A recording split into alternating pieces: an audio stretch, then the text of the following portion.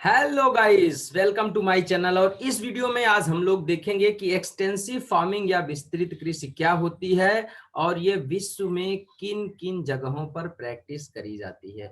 तो आइए वीडियो को शुरू करते हैं।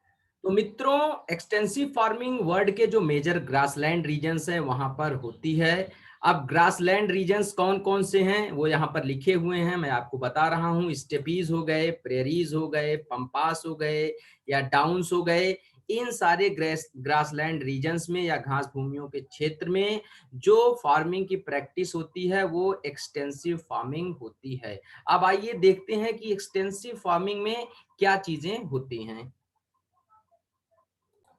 दोस्तों, जब एक बहुत बड़े एरिया में, याद रखिएगा, बहुत बड़े एरिया में कम पूंजी और कम लेबर लगा करके एग्रीकल्चर किया जाता है तो वो फार्मिंग जो होती है उसको एक्सटेंसिव फार्मिंग कहा जाता है।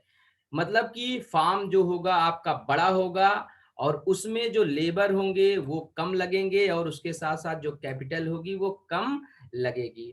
अब इसमें क्या होता है कि जब इनपुट जो होती है लेबर और कैपिटल कम होती है तो आउटपुट भी जो होती है वो स्मॉल होती है। मतलब प्रोडक्शन जो होगा, यील्डिंग जो होगी वो कम ही होगी।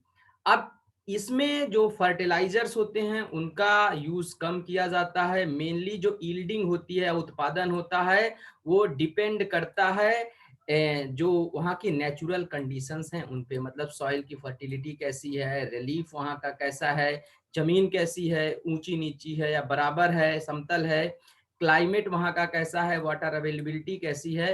तो पॉइंट यही है कि एग्रीकल्चर यील्ड जो होती है, प्रोडक्शन, वो डिपेंड करता है नेचुरल कंडीशंस कैसी हैं जिस जगह पर ये एक्सटेंसिव फार्मिंग करी जा रही है। इन सारे एरियाज में, मतलब जो ग्रासलैंड रीजन्स हैं जहां पर ये फार्मिंग होती है, वहां पर जो मेजर क्रॉप है वो है व्हीट और बार्ली, गेहूं और जौ है।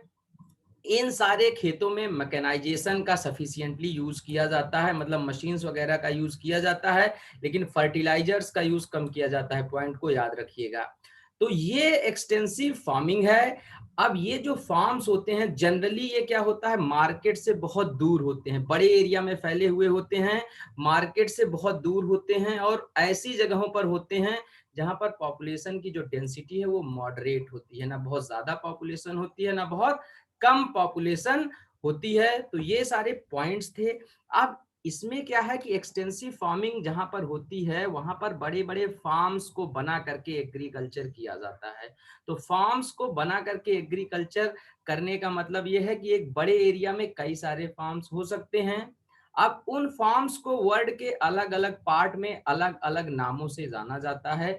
आइए देखते हैं कि कुछ इंपॉर्टेंट जो फार्म्स हैं या जो फार्म स्टेट्स हैं उनको क्या कहा जाता है जहां पर एक्सटेंसिव एग्रीकल्चर होता है। तो जो अर्जेंटीना, या आप ये कह सकते हैं कि अर्जेंटीना के ग्रासलैंड्स जैसे पंपास वगैरह है, वहां पर जो फार्म्स होते हैं उनको कहा जाता है स्टेंसिया। याद रखिएगा, मैच द फॉलोइंग टाइप के क्वेश्चन आपको मिल सकते हैं यहाँ से। तो फार्म्स को स्टेंसिया कहा जाता है अर्जेंटीना में, स्टेशन बोला जाता है ऑस्ट्रेलिया में, और सिंपली फार्म स्टेट बोला जाता है यूएसए में। तो ये इंपॉर्टेंट पॉइंट है। अब आइए मैं आपको एक फार्म स्टेट दिखाता हूं जहां पर एक्सटेंसिव फार्मिंग होती है और उसके साथ ही इस वीडियो को एंड करेंगे। दोस्तों, इन पिक्चर्स में आप देख सकते हैं कि दोनों पिक्चर्स में काफी बड़े बड़े फार्म्स आपको दिख रहे होंगे।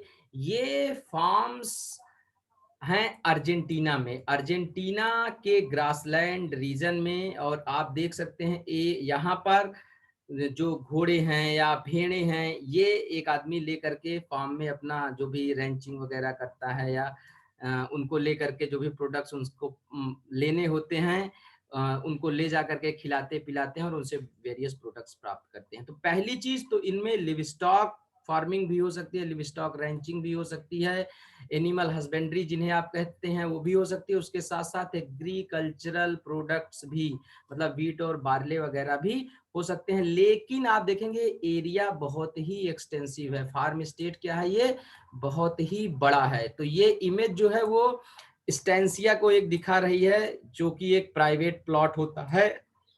कहां पर, पंपास, जो अर्जेंटीना का रीजन होता है वहां पर। तो आप देख सकते हैं इस तरीके से ये मॉडरेटली पॉपुलेटेड रीजन है, बड़े बड़े फार्म्स हैं, फार्म्स में व्हीट बार्ले के साथ जो है वो एनिमल रेंचिंग वगैरह भी होती है। तो इस प्रकार की जब एक्सटेंसिव एरिया पे आपकी एग्रीकल्चर होती है तो उसी को एक्सटेंसिव फार्मिंग बोला जाता है। तो आई थिंक अभी ये पॉइंट आपको क्लियर हो गया होगा। बने रहिए मेरे चैनल के साथ और इसी तरीके से मैं आपको इम्पोर्टेंट कॉन्सेप्ट्स बताता रहूंगा, डिस्कस करता रहूंगा। आपकी कोई क्वेश्चन या क्वेरीज हो तो प्लीज मुझे कमेंट बॉक्स में कमेंट करके बताएं। Thank you very much.